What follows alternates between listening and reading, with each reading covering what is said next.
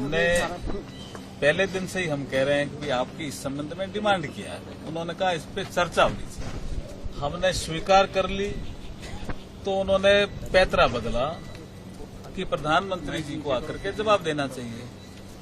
अब ये ऐसे मसले पे भी विपक्ष की जिम्मेदारी होती है कि मसला शांतिपूर्ण समाधान की ओर बढ़े, और ऐसे मसले पे भी वो राजनीति कर रहे हैं।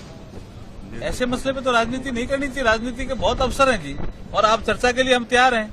हमने कहा आप एक दिन चर्चा करो, 2 दिन चर्चा करो। हमारे गृह मंत्री जी ने सदन में कहा लोकसभा में कि हम चर्चा करने के लिए तैयार हैं, आप टाइम तय करो, लेकिन उन्होंने तो जिद पकड़ रखी है।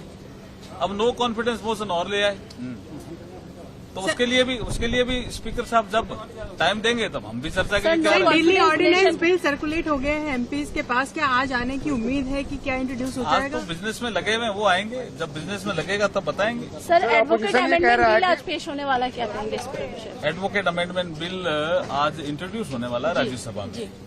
देखिए, एक टाउट्स की एक प्रोविजन है सेक्शन 36 में, तो उसमें हम एडवोकेट अमेंडमेंट बिल ला रहे हैं। उसमें उस प्रावधान को हम रख रहे हैं, क्योंकि कचहरी में, कोर्ट में कुछ ऐसे लोग होते हैं जो जजों को भी प्रभावित करते हैं, वकीलों को भी प्रभावित करते हैं, लिटिगेंट को भी प्रभावित करते हैं।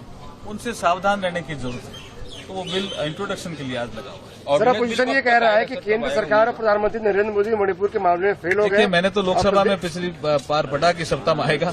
सर, मनीष तिवारी ने कहा है कि ऑर्डिनेंस 10 दिन में शेड्यूल है, 10 दिन में होना चाहिए, लेकिन उसके अलावा भी निर्मला सीतारमण भी ऑर्डिनेंस नहीं, अविश्वास की बात। नो कॉन्फिडेंस मोशन रूल्स 198 के तहत वो लाए।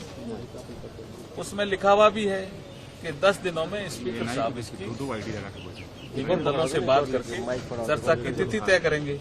तो अब 10 दिन कहाँ हुए, लेकिन मनीष तिवारी जी ने एक कॉल एंड सकदर को कोट किया है, और कॉल एंड सकदर को कोट करके कहा है कि ऐसी प्रैक्टिस है कि नो कॉन्फिडेंस मोशन आने पे पॉलिसी मैटर को नहीं लिया जाए।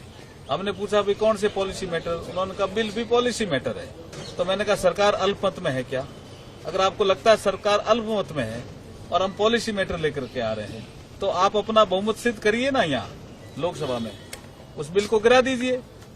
आपके पास इसका मतलब संख्या नहीं, आप नो कॉन्फिडेंस मोशन किसी और पर्पज के लिए लाए हो।